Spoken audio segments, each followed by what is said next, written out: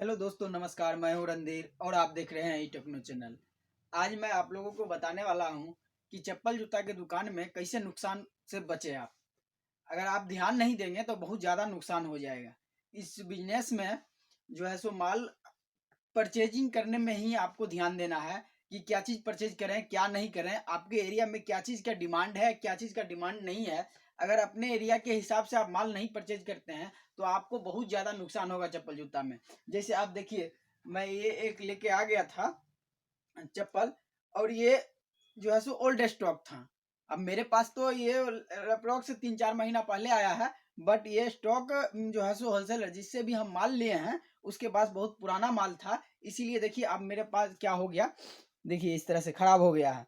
तो अगर आप चप्पल जूता की दुकान में आप ध्यान नहीं देते हैं माल खरीदने में तो आपको बहुत ज़्यादा नुकसान होगा।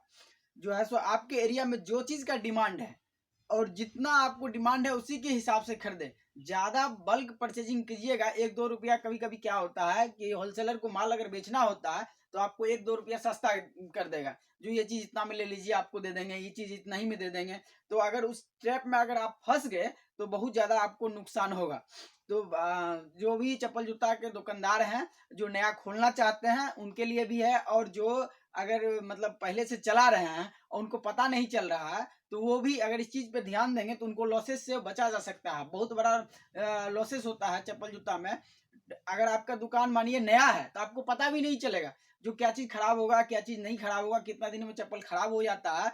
और अगर आप इस पे ध्यान नहीं दीजिएगा तो आपको बहुत ज़्यादा, मानिए कि 2-3 साल आप जब दुकान चला लिए हैं तब तक तो आपको नुकसान नहीं होगा। लेकिन अगर 2-3 साल के बाद आपका दुकान मतलब चल रहा है तब जाकर के आप नुकसान का आपको पता चलेगा। बहुत सारा स्टॉक जो है सो पुराना हो जाएगा। अब उसको क्या कीजिएगा कि आपको बिकेगा ही नहीं वो स्टॉक, और जो जहाँ से लेके आए हैं बहुत ज़्यादा पुराना स्टॉक हो जाएगा तो वो भी आपको रिफंड नहीं लेगा। अगर वो लेता है तो बहुत आने पौने दाम में लेगा, तो आपको बहुत ज़्यादा नुकसान हो जाएगा।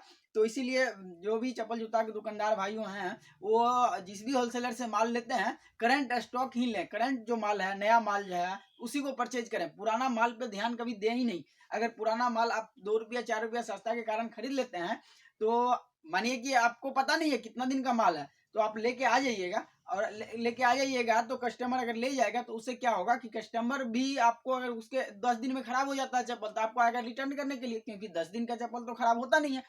तो 10 दिन में अगर हो जाता है खराब तो उसको टूट जाता है तो वो आपको शिकायत लेके आएगा। अगर आप उस चीज को सॉल्व करते हैं तो फिर भी नुकसान होगा। इश्क की गली बस तेरी आहटें मिली।